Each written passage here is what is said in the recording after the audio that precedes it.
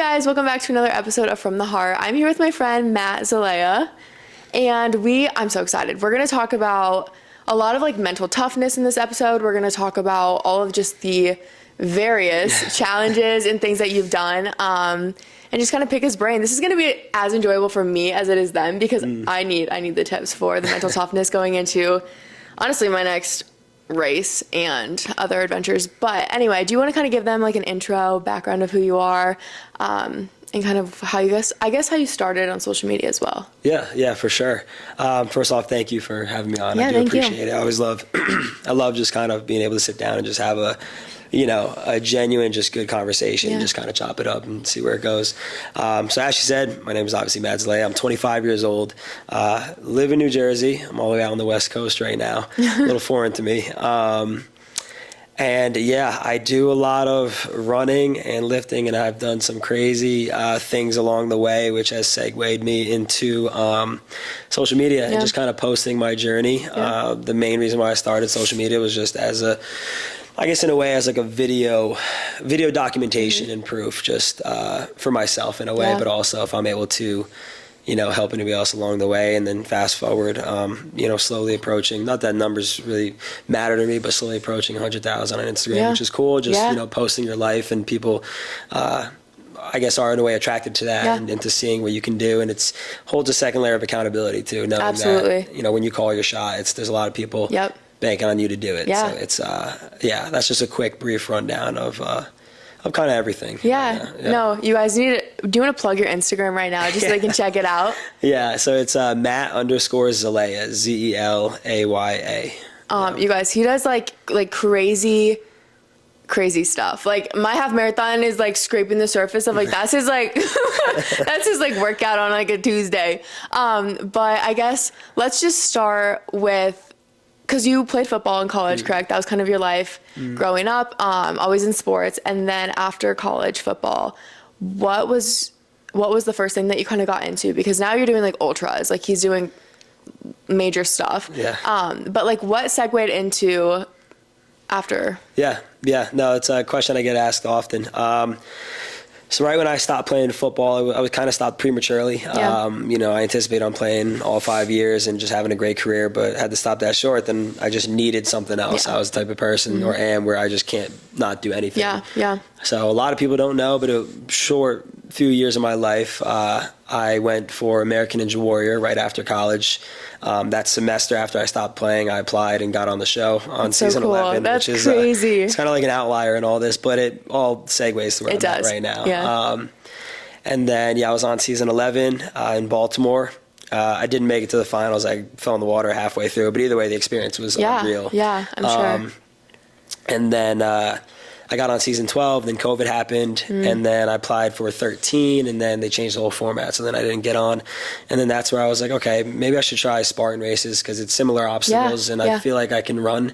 At the time, I was still lifting, just because I didn't want to lose any of the strength I had from football, and I also wanted, I needed a regimen, I needed something to, to work for every day.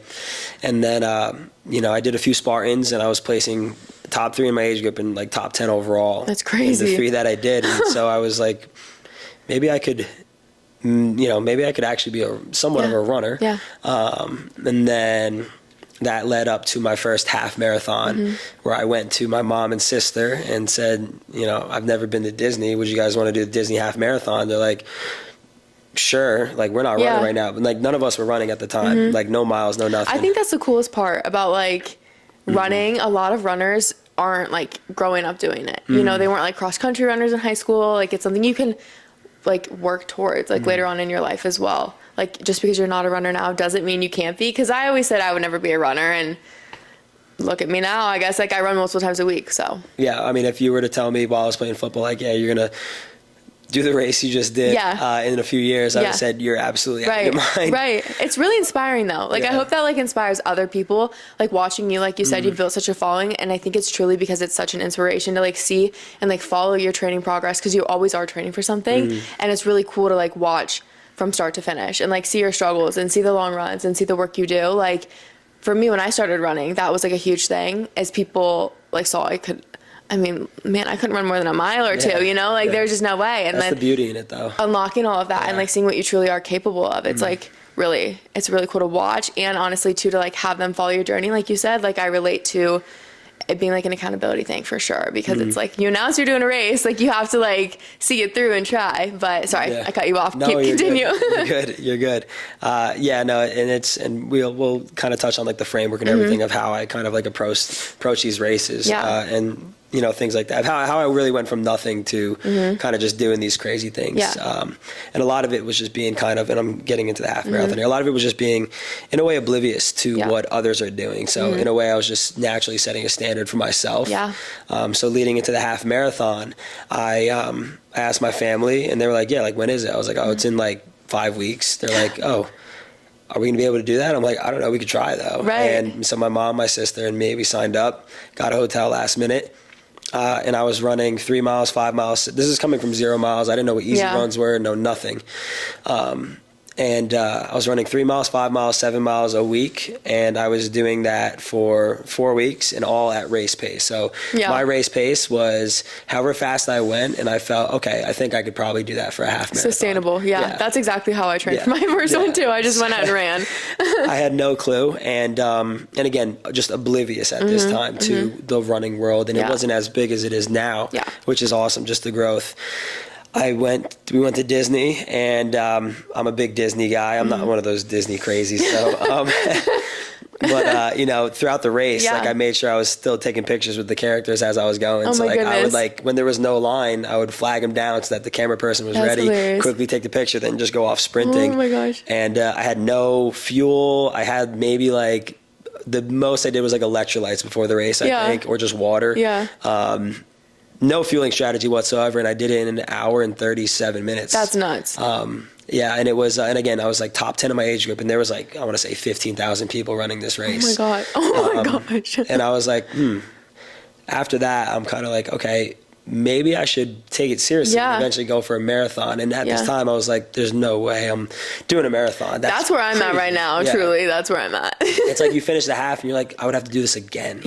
That's like halfway is the finish line. It's halfway. Like, that's intimidating to me. No, it is. And there's been many times, even in my recent preps, where I would do a half in a full marathon prep, and I would finish and be like, I don't even know if I could hold this pace for another 13 more miles. That's, again, just the beauty in it of, and again, we could get into this, of just setting those high goals that initially when you sign up, you have no clue how you're going to get it done. But then come race day, it's like, I don't know, but I'm going to find out within these next few hours if I could do it or not. And then, that was towards the end of, I want to say it was 2020, maybe 2021, 2021, I want to say. And, came around to next year, and I was looking up races, flat races for possibly a marathon. And I was watching one video, I forget what it was, and I just pulled the trigger and did it, and I signed up. I feel like that's how it has to go for the first ones. Like that's how it was for my half. I just was like, I don't know why I'm doing this, but I just have to do it and pay the money because then I know I'm like locked in. Once the biggest thing is circling the date on the calendar, because then it's like you can't blame anybody but yourself. Right. You know the date is coming, you know the time is going, and the only person that can put in that work is yourself. So you have nobody else to blame but yourself, especially when the date and the money is already like it's there, you know. And so I saw this race in. It was, where was it? It was in DC, right out of DC. And I thought it was just a regular road race. It was on like a gravel path on the side of a river. It was an open course, so like there was people pushing their strollers in front of me as I was running and stuff like that. But anyway, I signed up for the race, and as soon as I signed up, 2 days after that, I ended up in the hospital with just a crazy like kidney disease out of nowhere. And so I signed up with 16 weeks in preparation to do this. And that all went out the window because, you know, I was, so I wasn't doing anything for weeks. Fast forward, you know, I was on heavy prednisone just to get it all out of me. Fast forward, I'm good now. But, when I got out of the hospital, you know, I asked the doctor, I was like, you know, when I'm out of this and when I'm off like the prednisone and everything, would I be able to still like do this race? Can I actually, you know, run it? And he goes, I would honestly probably push it off, give you more time because it's like your first one. And that right there, because also I'm a little stubborn too, but that right there was like, all right, so we're sticking it out. And that left me with 45 days to get ready for my first marathon. And again, being oblivious to the standards that other people set was the biggest thing here. What I did was I looked up what the average male finishing time was for a marathon, and I wanted to go under that for my age group. So I was like, okay, we're going to do this. So the goal was sub 3:30, and I kind of blindly threw it out there. And this was when my social media wasn't really growing as much. I was just a very, very small creator. I wouldn't even say creator, honestly. I was just kind of throwing videos out there. In 45 days of training, all off of YouTube University. That's crazy. Really just watching Nick Bear. I would literally watch his videos, pause it, see the whiteboard, see the workout, and frame it. That would be best for me pacing wise. And again, I had no clue if I was gonna be able to hold this pace. I had no clue about any of it. And I had no clue why I was doing speed work or like what the intentions were with it. I just saw he was doing that. I'm like, okay, he did this, it worked for him. I'm going to try to do it. I have the right amount of discipline to get this done. And in 45 days, I was able to run a 3 hour, 17 minute marathon in my first time. Nuts. And that really just set the foundation moving forward of, I know my body best. And imagine what I could do on a full prep, you know, just giving me all the time to train. And it was, I think the best part about it is just being oblivious, because I think if I was super knowledgeable like I am now in the space, I don't think I would have shot for 3:30. I think I would have gave myself some leeway. Now then again, countering that, I know myself, so I know I probably would have shot for something scary. But throughout that time, everybody's like, man, I don't even know if you should do it, 1, but 2, you should maybe just shoot for under 4 hours, which is still an amazing time. And a marathon is an amazing thing to do in general. It's a huge accomplishment. Right. My goal would just be to cross the finish line. No, seriously. It's you will learn the most about yourself running a marathon, because there's nothing else you can do to replicate that feeling. Absolutely. Physically and also mentally as well, just going through it. And, it's also just the training to get there. So those 45 days were very intentional work, and I was dealing with everything from plantar fasciitis up to my knees, my soleus, my calf, everything back and forth. There was a point where I couldn't lift my toes up because the tendon on my big toe was just so fried. I literally couldn't lift my toe up without being in so much pain. But again, I knew I still had to run because time was not on my side. And the only day I felt good was race day. Really? Everything went away race day. That's a blessing right there. That's a God thing for sure. I was going to say, with a few prayers and some magic, I just trusted that if I just got to race day and I was able to run, like, it was going to be good no matter what. And again, a marathon in itself is a feat in itself. I'm not saying you have to go and run a sub 3:30 marathon as your first but one. I love it because it's like there's such a variety to the running world. There's like the competitive and the speed and like people who go for a specific time versus people more so like me who just like the accomplishment of crossing the finish line. But I think it's like once you start, like you have to start somewhere. And I feel like once you unlock like just the initial accomplishment of it, it makes you want to like continually PR, and then it makes you wonder like, what can I do and how can I push? And like you said, running, like even for me, like running just like a half like changed my life. Like just the mentality of it and the mental toughness and the discipline. Like you said, like you can't not run. Like it's you have to put in the work to like accomplish it. Like there's no way, well for some, but like me, I couldn't just go out there and not train for a marathon and like complete it. Like you have to put in the work, and it holds you so accountable, because like if you miss your long run, like you're gonna like pay for it essentially and stuff. So no, I made a whole episode on like why I love running and why it changed my life, just because going from thinking it was something I could never do to realizing like it is something you can do. And I don't know, I like having something like you said to work for and work towards and train for intentionally. But wow, so you went from running marathons and then you just did your first ultra, or was it your first ultra, or have you done ultras before? So I did that first marathon. Then that following year, same time in September, I did a sub 3 marathon. So I did 2:55:05. Wow. And that was with 12 weeks, and I was coming in with 0 miles under my belt, so I had no base built up. And then earlier this year, after that one, I did a full Ironman. That was with 6 weeks of training. Oh, right. How did I forget about your Ironman? And then earlier this year, I wanted to go under 250. 255, excuse me. I wanted to obviously PR, but also get to Boston. And the goal was sub 250. And a week into prep, I realized I had a herniated disc. So I did most of my runs on the treadmill. I did no speed work, no nothing. But I kept the goal of 250 there, because that's what I set out to do initially. I don't, no matter the conditions. And it's a common theme, I feel like, within your training. You have a lot of excuses and a lot of reasons to either sell yourself short or even not like attempt in general or go through the training.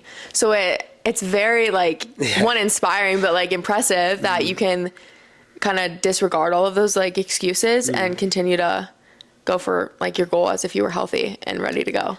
That's Yeah. crazy. Like that's crazy. It's and the thing is, like, I don't harp on it too much because I will say football kind of the second you have your first practice of the summer, you're never at 100% from that point on. You'll wake up with bumps, bruises, twisted ankles, dislocated pinkies, whatever it is. Like, so I got so used to my whole life just never really performing at 100%, but giving 100% of whatever my body was at. So if my body was at 80% game day, I'm giving 100 of that 80. Yeah. And it's the same with race day. Every prep I've gone into, there's been something. There's been something that has not allowed me to have a good prep from beginning to end. And that's what I really make sure that I show, because it's not all sunshines and rainbows in a half marathon prep. And I'm sure you can attest to that, or even a marathon prep, or anything you train for, even like a 5K. You know, it's all relative. Hard is very relative. It's like relative to the individual, because it just depends on where you're at and where you're going to. But I think the thing for me of why that was the case was because every goal I've set out to do, when I signed up and set it out, I have had no clue if I was going to get it done, which means the training was going to be that much harder. It was going to be that much more work, so that much more grueling on the body.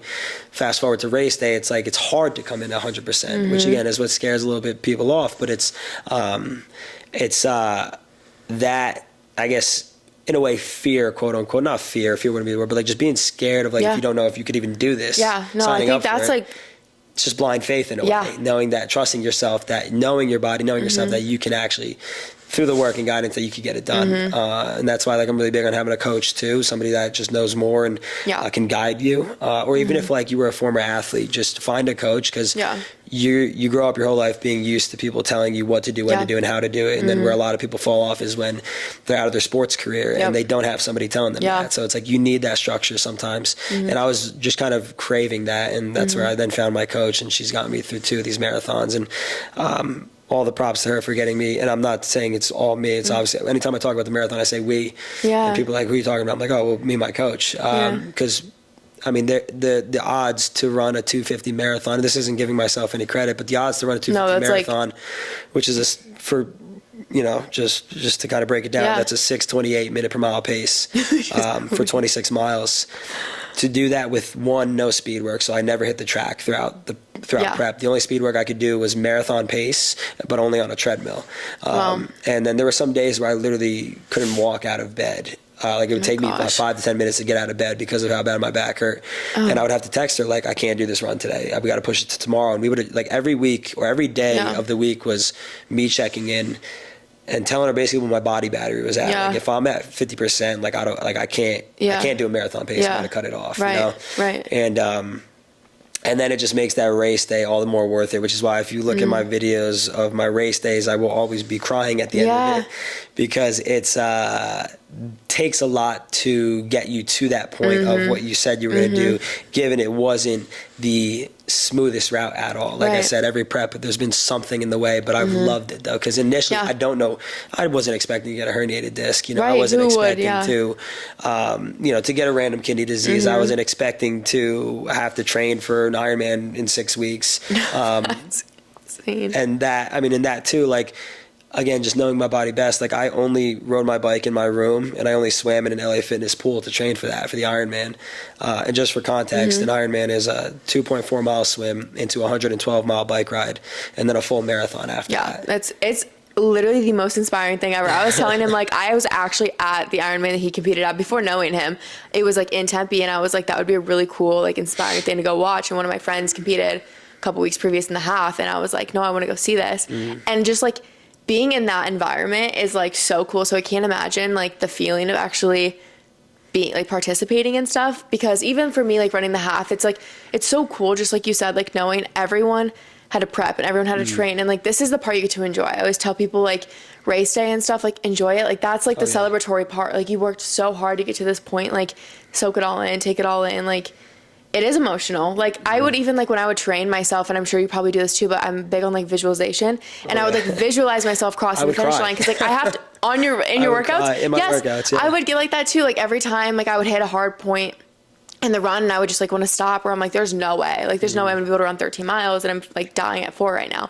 But I would like visualize myself like crossing the finish line, and that's like what would get me through. And I'm like, I don't know, it gives you full body chills, it makes you emotional, but it's like, it's crazy. I don't know. It's so cool. It's like my favorite part though, is just like visualizing that, and then one, being there, and then like actually seeing it happen for your own eyes and seeing everyone else accomplish it and stuff. Like, I just love finish line on race day, because it's like, that's why I went to Ironman too, because I was like, I want to see these people like celebrate and like accomplish this like huge thing. Like, an Ironman's like insane. Like, the fact, like, but then you continue to one up in Ironman, which is nuts. But I just want to touch on what you were saying, like getting the chills and stuff and being scared. Like, if you are constantly like thinking about yourself crossing the finish line and getting, chills, getting emotional, it means that it just shows how much that means to you, and also how scary it is kind of going into it. Because the idea, if you were to set out for something, you circled the day on the calendar and you absolutely knew from that day that you were going to do it. Now, again, I'm not saying blind faith, but you physically have evidence that you've done something like that in the past and you could just do it again. It'll be easy. You're going to think about crossing the finish line. It's not going to mean as much as it would if you're shooting for that goal. That's a lot scarier. And it's like, I have no clue if I'm going to do this, but you visualize crossing and you just, you can't force yourself getting chills. That's your body going through that emotion of like, oh my gosh, I did exactly what I said I was going to do when I had no clue I was going to get it done. And so through all my preps, through all my long runs, through all my long bike rides, I just sat there and sometimes would think about crossing that line and visualizing the amount of pain I would be in. And that's where just, you get emotional sometimes, and it's like, and my pace will automatically pick up if I'm running thinking about it. I know, mine too. Even I would even do that like during the race. Like, I would like imagine like 5 more miles, Chloe will be crossing the finish line. Like, what's it going to feel like? Who's going to be there? Like, how are you going to feel? And like, my paces would be dropping, and I was like, again, like the full body chills, like the tears, you like have a smile on your face. Like, that's what one of my friends, she's a big runner, but she was like, anytime I'm in pain, I force myself to smile on my runs. But it's like, the mind too is so powerful. And it's like, I mean, I always say running's like almost like 80% mental, like believing you can and like actually setting yourself up to do it. Like, I think we were talking about this before, but it was like, no matter how far I'm running, like the last couple miles, it's like pain because your body's like shutting down, but it's because like it's so mental. You're like accepting that it's done. I don't know what the body does or why it does it, but it's like, it just kind of goes to show the importance of like a mindset and the mental toughness.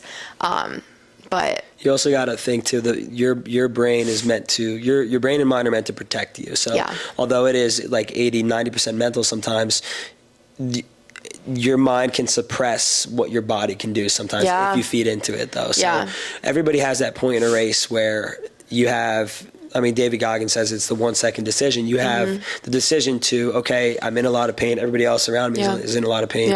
I could walk or drop my pace, or I could continue to push through this and get through it. And you'll really see a lot of that person's character and where they're at mindset wise, determining about if they end up walking or if they're slowing their pace down. And sometimes you physically can't just hold the pace anymore to where, you might just either black out or, I mean, that was me in my last marathon. I tried to really do it, but the only person that knows if you really emptied the tank and gave everything you had when that question came about is you, and you can't lie to yourself. There's a part of you that always knows the truth of it.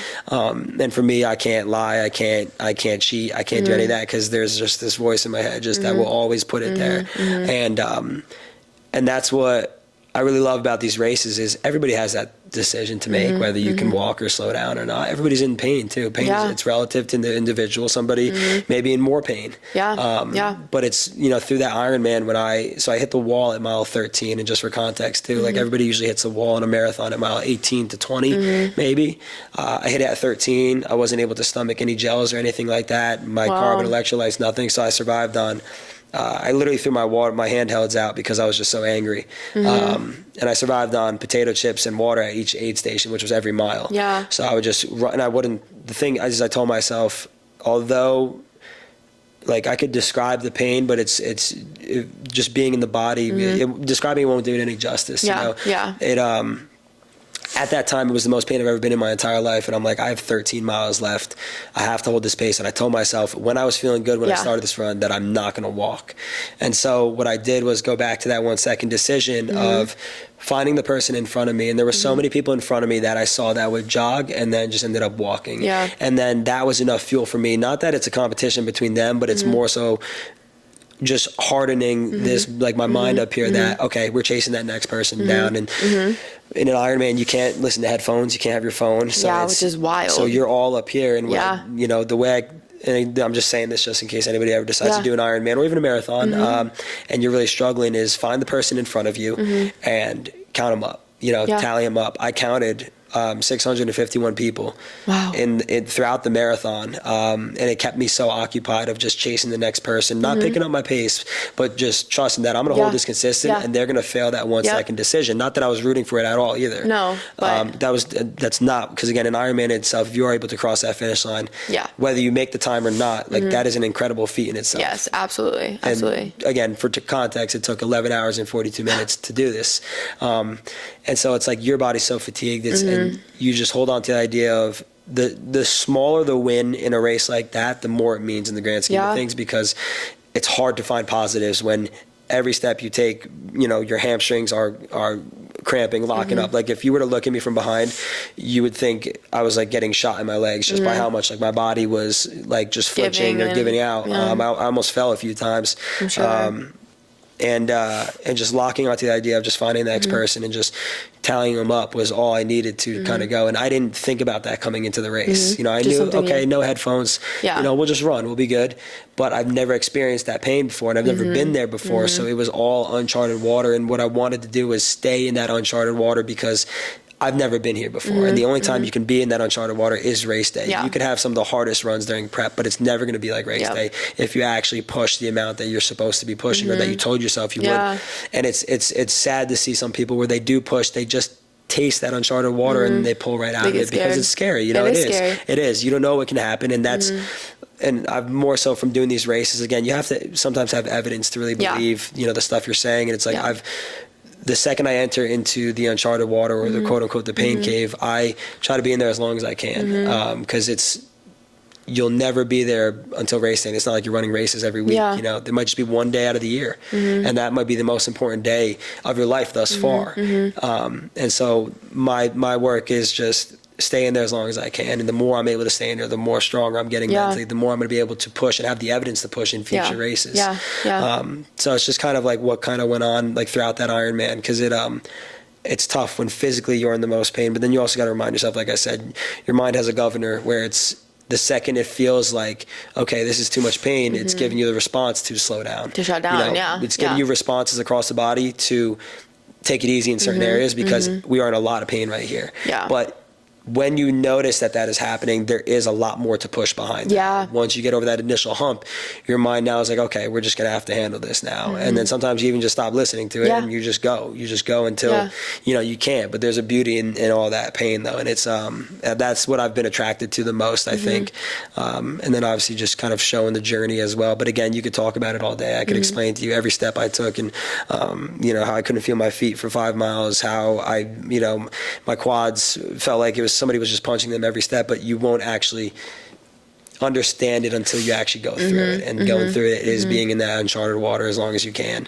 So I just went on a tangent there, but no, I'm so like invested. This is so good, because this is like the stuff, like truthfully, I don't think I've never been in that much pain. Like I've never been in the pain cave for an extended period of time, if at all, like because honestly, I fear that, you know what I'm saying? It's like, you don't know the unknown, and that's one thing I like battle with myself, is like the mental toughness. And I've noticed with myself is when I hit like a level of pain, or I have to strengthen my mindset, but like my body goes into a panic and like my heart rate increases really bad. I like get heavy breathing, like I'll get a side stitch. Like it's happened to me in my long runs, like, and it's such a mindset thing, and I've had to learn how to shift. And it's, for me, like I go to prayer, like I just pray, and that's actually strengthened my faith a lot, is because I'm like, okay, God wouldn't put me here if he couldn't get me through. And that's what I used to convince myself, like I can do it. It's like, I can't even do it, but God can get me through it. So it's like finding that thing to believe in, and whether it's myself, you believe in yourself and God, but like, I really just believe in the fact that like God will get me across that finish line or get me through the workout, because a lot of times I think I don't believe in myself, which I need to work on. Like I need to build that confidence. And I feel like too, with that, like it's doing more hard things to like kind of build that proof within yourself. And I think for me, I need more experience in that and stuff. And it's scary, but again, too, like it's so rewarding. And I think it also probably like bleeds into other areas of your life. Like I'm sure it's built your confidence in business and just building that resistance to difficulty, and I don't know. I just think like they always say like the most successful people in like business and stuff too are very like regimented and like training and working out, and they're very healthy because they have that discipline in one area, and it also like bleeds into other areas as well. It's contagious in a way, and into other areas of your life. Okay. And so your most recent race, is crazy, you guys. You just want to explain the race, and then I want you to kind of go into like, I guess I can ask you like later on, but like I just want to know like what you thought like before the race, because before like race day, like that morning for me is like so scary. It's I'm so anxious, I'm so nervous. So first explain the race to everyone, because this is like so nuts, and I didn't even know this existed until I watched Nick Bear. I think Kyler and I might have watched it one time, but he like filmed it for YouTube and stuff, and I'm like, holy cow. But the fact that you actually did it is even more wild. And this was a few days ago, you guys. Like he came. This was Saturday. Yeah, like not even a week ago. Saturday to Sunday. Yeah. So it's so going back to race day morning, and then I'm gonna get into this. This is gonna segue. I'm big on like practice how you play type of thing. So like if you're doing all your runs and you're happy, and like whether you're on the phone with a friend, whether you're listening to music, singing out loud, like don't change it up race day, because when you try to change it up and lock in and get more serious, sometimes that's where mistakes happen. You forget, oh, I was supposed to take a gel 20 minutes ago, and a lot of it is just being like what you said, it's a celebration. Race day is a celebration. It's of an accumulation of all the work you put in to get there.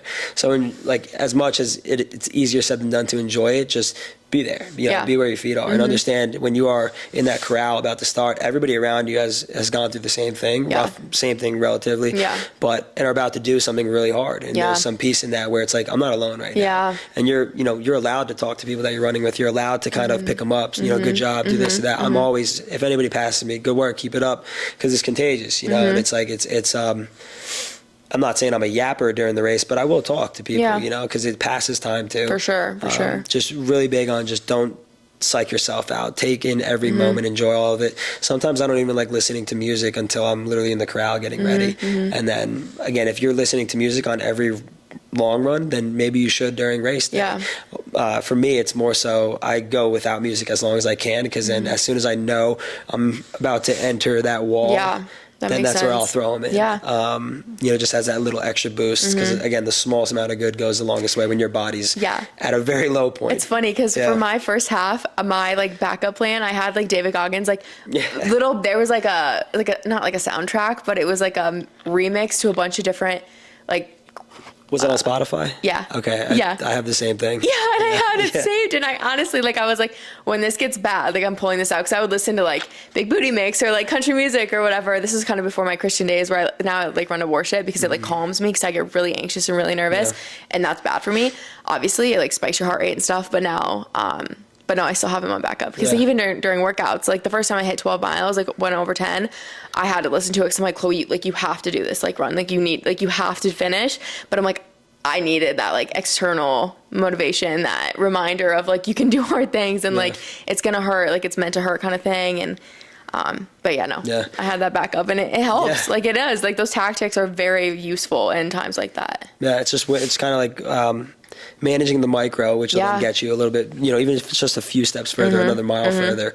And a lot of it too is like kind of tricking your mind, like where you were saying before, like you're going for your long run, you've only ran 12 miles as your furthest run you've done leading up to that. So in your head, getting to 12, it's like, oh my God, like I've never done this before. This is it. Like 12 is the cap. Like that is it. So your mind is telling your body like we're almost there, and it's fatiguing it a little bit quicker. But then if you psych yourself out in a way saying, and I use this a lot in my race I did a few days ago, I'm sure, saying I'm supposed to get to 15, 12 is going to feel super attainable. Yeah. Oh, especially absolutely. Going into that. But now again, you got to believe it though. Yeah, I know. It's that mindset kind of helps. It's kind of like expecting the worst or preparing for the worst in a way, and the worst being more than what it has to be. Not in a negative way, obviously, but I'm tracking. Yeah, with all that though. The race I just did was it's called Last Man Standing, and it's what I found as I was deep in the race is that it is the hardest backyard ultra in the country. Which was believe that pretty fulfilling hearing that when I was 80 miles into a run. So the format is it's a 4.2 mile loop, and we're in the woods of Maine. So you're thinking ultra, longer course, point to point, maybe one loop. This is a 4.2 mile loop. And the reason why it's called Last Man Standing is you do this every hour on the hour until there's only one person left. So if you don't win that race, you technically DNF.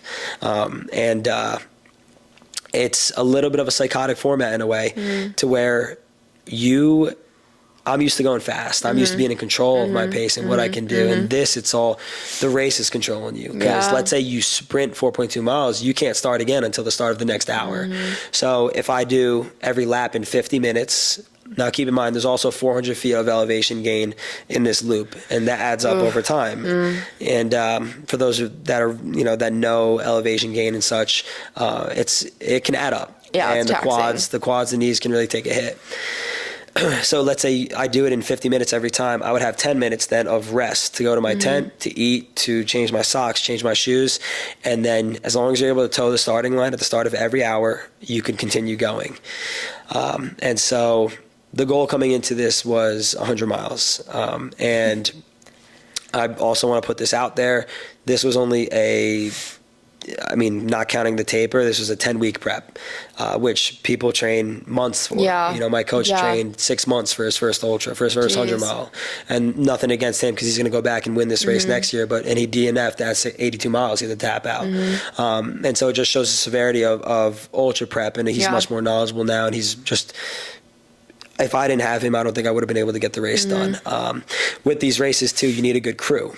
Now, you need to find people who are willing to be up, because if you map it out, 4.2 miles every hour on the hour, if you want to go for 100 hours, that's 24 hours of running. So the race starts at 12 p.m. on a Saturday, and you keep going. You keep going every hour. And so you figure you have to find a crew that's willing to help you, that knows certain foods of what you need, whether you have a physical therapist there, which I was lucky enough that my old coach is a physical therapist, and her boyfriend too. Oh, wow. So I did this race with my sister. So my coach had me, and then her boyfriend had my sister. And so I could talk for an hour about the crew I had there, but the crew is just as important. And as the saying goes, if you want to go fast, go alone. If you want to go far, go together. Yeah. And the ultras will be the ultimate proof of that. When you're doing a marathon, you're out there by yourself running, and when you get back, the only time you get back or finish is really when you cross that finish line. Then everybody's there with you, but you're not having people in your ear cheering for you the entire time. It's you. They say good luck, cheer for you in the beginning, and then you're off. With this, you're seeing your crew every hour. So you have to strategically pick a solid group of people, but who's gonna, hey, can you come up to Maine for free, take time out of your day, take off work Monday? Well, it was Labor Day Monday, so I guess you didn't have to take off work, but just stay out for 24 hours just to support me. Are you able to do that? So there's not a lot of people that would say yes to doing something like that. And I think we had a crew of close to 10 to 12 people. Amazing. 2 of them being my mom and dad. It was the crew that we had there, if I didn't have them, I wouldn't have been able to do any of it. And I fully mean that. Like, some people say that to credit the crew and just obviously don't want to make, be selfish, but like, I truly would not have been able to, whether it was, my friend Allie just giving me a pound, or my friend AJ, my best friend AJ, just telling me like, yo, like, you're almost there, dude. Like, just keep it going. Just one more. Or Dan telling me as I'm, bent over, eyes closed, feeling empty inside, just Dan telling me, we're just doing one more lap, and then we'll come back again. We're doing one more lap. Yeah. Because when you are in such a long race like that, you get caught up in how much you have left. Oh, absolutely. Given how much pain you're in the moment, it can really eat at you. It's probably mentally. like unbelievable to like fathom the fact that you could like cross that. Yeah. And so getting into the race, I felt great initially. I was coming in with an IT band issue, but I said coming in, it was going to be a lot more than an IT band to get me to stop. Yeah. Just given the evidence I had leading up to that of the Ironman, of being in the most pain I've ever been in my entire life, my hamstrings locking up on me every other step, and still continuing to run. Like, I have evidence that I am able to push myself when things go south. But with this, the most I ran prior to this, now again, it was 50 miles prior to that, but it was in a backyard type of a fun run with a bunch of my friends. Fun, 50 miles doesn't make sense. People were like, huh?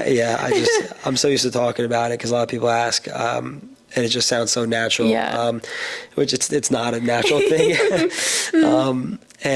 So I was feeling good. Me and my sister were going good. We ran. So it was me, my sister, my friend Brendan, who was my savior of that race, and then my friend Austin as well. Austin I've met once in the past. Brendan I've ran with a few times, and we all were doing this race together in a way. We got lucky enough where Brendan's tent was right behind ours, so we would start and finish at the same time. Brendan ended up going on his own for a few laps, and then I was running with Austin for about 30 something miles. And then, you know, his stomach wasn't holding up. Because a lot of the races, you're going 24 hours, you need to have a good fueling plan. Yeah. And you need to be ahead of it, because the second your stomach doesn't hold up. There's so many factors with this stuff. So many micro things you don't think about. Yeah. And it's insane, which is why you need other brains there that are thinking for you when you can't even think of what time it is, what mile I'm at. Well, you're probably like so exhausted, like physically, mentally, like it's literally you're up for 24 hours. Like there's everything kind of fighting against you, truthfully. Yeah. Like nothing's really. No, it's and just knowing too, like endurance favors time. So I knew I don't want to say I knew I wasn't going to win this race, because there was part of me that was like, what if I could do that? Yeah. The winner, just also for context, ran 163 miles. So it was two of them duking it out for like 10 miles, and then the one dropped off. Once the one drops off, you have to complete that next lap in order to win. If you don't, then nobody wins the race. Dang. So, but getting back to it, so I was running with Austin for a while, and it's good to have conversation. We were chatting, and just for ultras, when I say 100 miles, like we weren't running for the entire 100 miles. We would walk the steep hills. We would even walk downhills, because downhills do as much damage to your quads as uphill does, you know. And and we would just keep it easy, jogging. You know, I would talk to other people in the woods. I met a few people that knew my sister's boyfriend that I played against in college, which was like crazy. Yeah.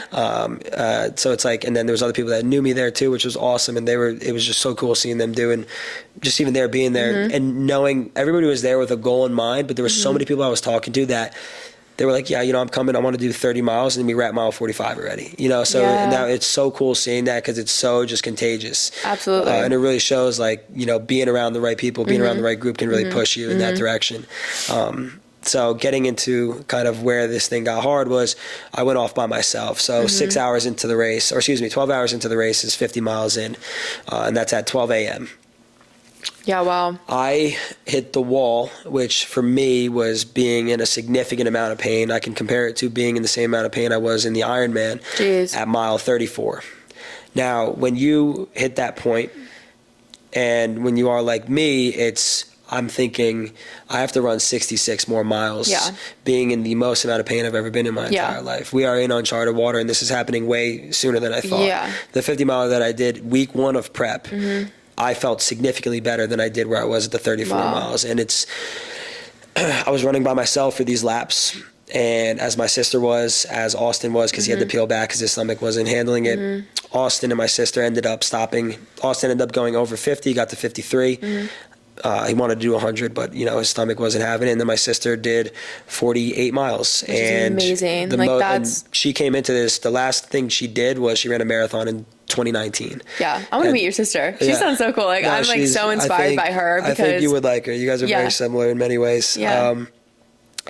And it was also awesome running with her too, because, you know, I'm sure after she was done, she obviously took a little nap, but she was there then, part of the crew, like helping out. That's so cool that she can just flip too. You know, like she's in so much pain, she's recovering. She just did that. Just did it. Just so did taxing on her body, and then she's like still there to support. That's so cool. Like to have a family like that. Yeah. Aww. And so so mile 34 happened. I get to mile 38, and I don't really recall much, because again, it's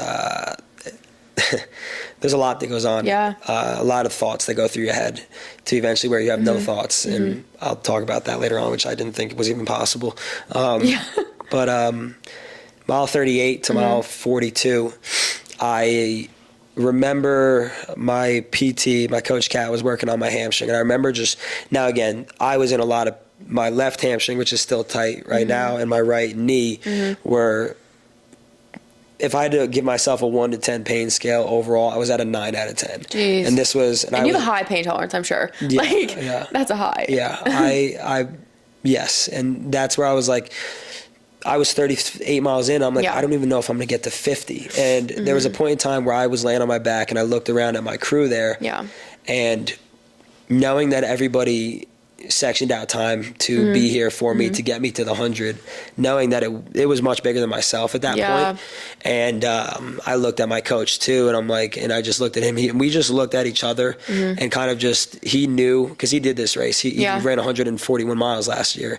And he knew what I was going through. But he, you know, I have evidence, and we have evidence that I wasn't gonna stop there, even though everything in my body was telling me to. And this is where Brendan comes into play. At mile 42, I took Advil for the first time. I never take Advil ever. I took Advil for the first time in the race. This was about 11 hours into the race. Yes. And that mixed with BioFreeze, mixed with, I towed the starting line, and I was just very negative, in a very negative headspace, very bad headspace, which I usually am not in. Yeah, I was gonna say, it doesn't seem common for you. I usually hear the voice and I immediately just kick it out, but it was screaming at me that you're not even going to do 50 miles. Like do you understand you have 60 miles left in this race and you can barely even walk out of the tent? Yeah, you have more than you even left than you think you can do. I had to limp to the starting line every single time. And this is where Brendan comes into play. The guy who was in the tent next to us, he saw that I was just in absolute just in the misery. pain cave. I was misery. You could any word. Yeah. I can't even find a word because I still can't believe that I was in that amount of pain and still was able to do the thing. Yeah. And the combination of the Advil to the BioFreeze to, and again, winning like the micro, like if I chose to have that Advil maybe 2 laps later, I probably would have stopped before that, or the BioFreeze. And then he ran with me from then on for 66 more miles. Wow. That lap we did brought so much life into my body. Cause I was talking to him. I was like, Brendan, I don't even know if I could get, to that 100, man. Yeah. Cause he was going for 100 too. He's like, we're going to worry about that once we get there. Let's just finish this lap and then we'll see. And then it's brought me back to 1 lap at a time, one lap at a time. When I came back to that tent right around mile 52 maybe, I was over that 50 mile point. There was new life in me. And the people in my tent, I saw their face because I was coming back. The Advil kicked in. I was a whole new person. And every lap you got a different me. Some laps I would come in absolutely just drained. Some laps I would come in singing, dancing, whatever, even though, again, the pain never was always easier. kind of the same. Or same or not worse. Yeah, same or worse. And so, we churned along, going throughout the night. And there comes a point where you're close to the finish, but there's still so much more to do in the grand scheme of things. And there's a video of me laying on my back, just closing my eyes, and my mom was like, "You're almost there," and I kind of cut her off. Saying like, I don't want to hear that, and I appreciate it, but I don't want to hear that just because I have to run a full marathon still, and I can barely walk out of this tent every single lap, no matter how the spirits I'm in. The one thing I learned in ultras is there comes a certain point that you can apply this to marathons as well, but it's a different type of. An ultra is a slow burn. A marathon, it's you're going, and you hit the wall, you're done. Yeah. With this, you hit the wall and you have to keep going. Yeah. It's a slow burn, slowly getting worse. What I learned was from the one guy who won it, we were talking to him, you eventually hit a certain threshold of pain, where it's going to be the most you've been in the entire race. And that's going to happen earlier on. If you're able to get over that hump, and this comes back to the 1 second decision earlier, if you're able to get over that hump and say, I'm going to go one more, I'm going to go one more, I'm going to do one more, and kind of don't listen to it, there's I want to say once I got over that, which was at that 50 mile 52 point, I was in it was a very peaceful place mentally because every lap I came back, the pain wasn't getting worse. Now, was I still at a 9 out of 10? Yes. Yeah. There was a point in time where before that, and I forgot to finish this, but before that, where in my head, I'm thinking, I'm not finishing this race. I'm not even going to get to 50 miles. My coach was working on me. I was put my face down into the ground and I just started crying because I'm like, 1, wow, this hurts. Yeah, I'm sure. 2, I just, there was like a sense of failure in a way that kind of came over my mind where I was like, these people are going to come out here for me and I'm not going to do. Probably frustration too. Yeah. And I'm very hard on myself too. Yeah. And then just the timing of everything. It's God's timing where Brendan decided to slow up and stay with me. And, and then, once you get over that initial pain threshold, it's just, you're kind of just maintaining at that point. And what it was is I came to the framework of if I'm able to put one foot in front of the other, but we broke it down to even the more of the micro where if I'm able to walk, because again, we had certain checkpoints, me and Brandon were on the same wavelength in terms of, all right, we'll walk at that tree. All right, we'll jog at that tree. And we knew it without even saying it. Sometimes we would say it and we were like, okay, maybe the next one. And if I'm able to jog where I jog every time, walk where I walk every time, and do that at each hill, flat or downhill, and still finish with I want to say 12 to 10 minutes, then I can go another lap, no matter the pain, because the time is not changing, even though the pain may be getting worse. But that proves that I'm still able to go out there and still finish in the time that I'm able to. Yeah. Does it suck even more? Yes. Yeah. There was a point in time where I had to hop 2 laps on just my left leg, basically. I had my right knee was in so much pain where it would start giving out. And this was on the left leg that this was the first pain I felt was this left hamstring. And you can understand how much of pain the right knee was in when I'm favoriting that leg that initially was like, you might not make this race, you know? And so it's, again, troubleshooting just every lap if you can. But you need a good crew for that. And so we just did the same thing every single lap, same thing, every tree, every rock we walked. That's so smart. We had certain checkpoints. And there were some laps where we would get there to the starting line. He's like, man, I don't know if this might be like the one, you know? And it's so crazy because earlier in that race when we were running together, he's like, I think I'm gonna go for 120. And then as time goes on, it's like, dude, I don't know. I don't even know if I can make it, like one more. Yeah. And it's like every lap you get a different you in a way when you come back. Yeah. And there's a video of me at mile 80, and you can see this is where I just felt empty inside. There was no life in me left. I was physically drained, mentally drained, emotionally drained. There was just no life in me. And I sat there, eyes closed, sweat dripping off my face. But the beautiful thing about it was, while I'm there, closing my eyes, just kind of just talking to myself, talking to God, you see 5 different hands on me, whether it's massaging my calf, putting ice on my neck, ice on my arms, handing me food. And this is while I'm there, just closing my eyes in so much pain and so much everything. So, like, if I'm there alone, that's not happening. You know, I'm not going to be able to continue. And I watched that video. I think I watched that video every day since the race, because it just it brings like a different. It makes the race mean a lot more in a way, because there's more to it. It's bigger than yourself. And that lap there was 20 laps left, and that was where I was like, it's going to get done. You know, it's going to get done, but I can't get ahead of myself. And then one lap at a time. And then, although I was favoriting my left, although I was running and, you know, limping every single lap, and, you know, I was still trying to keep the morale high of the group and everything too. There were some laps where I just didn't want anybody to talk to me, but it's every lap you're going to get a different you coming back, and you have to have people there that understand that. Yeah, right. You know, if I come back and I don't want anybody saying like, you got this, like keep going. Like if I just want you just to like, let me just be there. You know, there were some times where I laid down and I literally just said out loud, like, I'm broken right now. I've never been here before. Like I'm physically broken. And then, you know, and again, I love everybody in my crew, but some people, they were like, oh, well, this is what you wanted, you know? And I'm like, yes, I know I wanted this, but I just need you guys, just let me say whatever, don't rebuttal it. And then just let me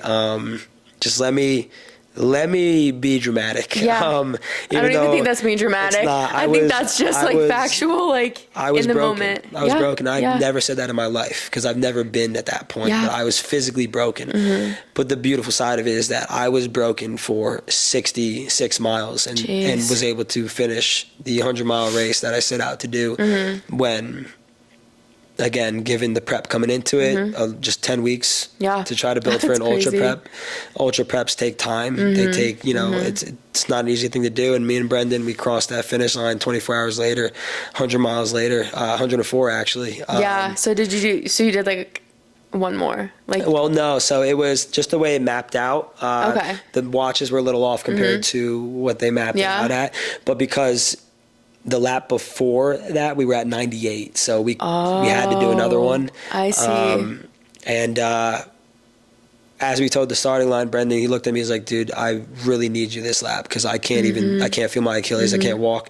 And this is where you want to find people that's in your foxhole that can, you know, you can rely on each other. And me and Brendan, again, minimal conversations in the past. We ran the 50 miles together, week 1 of prep, you know, run club, certain events, but I talked to this man for 15 hours, right? Every single lap. We learned so much about each other. We were seeing things together. Like he thought he saw a man in a cloak. I thought I saw a bear. It was just a log. I thought the log was moving, but it was a bear. It was just a log. There were no thoughts, because I asked him at one point, I was like, I'm curious. This was 75 miles in. I was like, Brendan, I'm curious. Like, we've been talking a lot. Like, what are you thinking about right now? He goes, dude, you bring that up, there's nothing going on in my head That's right now. crazy. And again, like going back to what I said before, when I run, that's where all my ideas come from. Yeah, me too. Nothing. Yeah. There's nothing in my brain. That's, wow. And we were, towards the end, we were the youngest guys there. There was only 10 people left for, I want to say, maybe 40, 30 miles. So I'm sure. it was us and just a little bit of older people. Yeah. And they were all quiet. Nobody was talking. We were yapping it up. And I'm like, everybody definitely hates us. We were talking to other guys too. And they were like, we honestly are like just laughing because you guys are like having a great time. Yeah. And I'm like, yeah, we don't like it here right now. No. We're hurting pretty bad. But it's, you do what you have to do. You know, we would literally just start talking in different accents. We would start quoting movies. We would ask random questions. I was pulling random stuff out of nowhere. Like, I don't know if this is very specific, but somehow the idea of the, I guess in music class in middle school, hot cross buns on the recorder. Oh my goodness. That came out, and I've never said that since like middle since school. then. Right. Why is that coming out of my brain? That's so bizarre, the brain. Yeah, I'm quoting like Ice Age, I'm quoting Disney movies, I'm quoting just random things, asking random guys running next to me, like, you know, if you had like a plane ticket to go anywhere in the world, where would you go right now? This is 80 miles into a race. That's hilarious. Like, I wasn't expecting to get asked this, but it's like, again, it goes back to like, you need to do whatever you have to do. Your mind. To go. Because again, everybody's plan for an ultra is different. Everybody's going to be feeling differently. Everybody's going to be running at a different pace, walking at a different spot. You got to think, if I start walking here and then the guy next to me starts walking at that door, but if he does that 24 laps, that's those 10 yards could add up a lot more. Yeah. So it comes down to winning the micro, and I think one, if I didn't have the crew, wouldn't have finished. Two, if Brendan didn't save me there and we didn't bounce off each other, I don't think I would have finished. I'm not going to speak for him because he's a beast in himself, but it's like, we learned so much about each other. And I left those woods. I said, Brendan, when I get married, you are absolutely invited to the wedding. Because it's just like, you bonded. That's like next level. You know everything about me. I know everything about you. And it was, I didn't think I was going to find a harder point than an Ironman this early or this soon until 4 days ago. Yeah. And that, I mean, yeah, I could break down this race forever because it's when it's not just you and there's more people there and more people involved, it leaves a lasting impact on them as well. And I didn't think about that coming into it.